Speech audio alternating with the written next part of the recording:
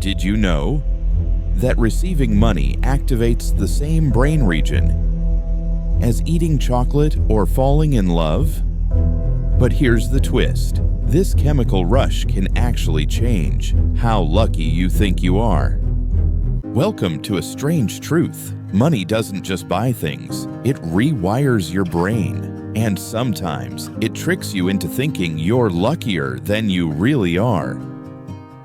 Most of us grow up believing money equals happiness. And yes, having enough of it reduces stress, opens doors, and brings comfort.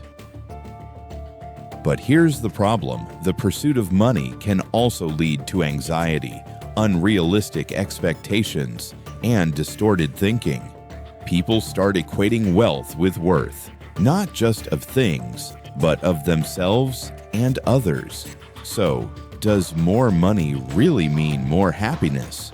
Or does it just create a new set of mental traps? Let's look at what science says. Neuroscientists have found that monetary rewards activate the brain's ventral striatum, the same area linked to pleasure and motivation.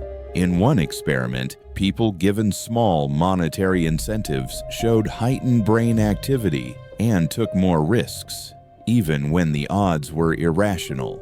And when wealth increases, empathy tends to drop. A UC Berkeley study showed that richer individuals were less likely to share, make eye contact, or show concern for others. Why? Because money often creates a psychological illusion of control, the belief that we're succeeding purely by skill, not by chance. So here's the kicker. Yes, money can open doors and increase your odds, but it can also cloud your judgment. You may start to think you're winning because you're smart, not because you were also lucky.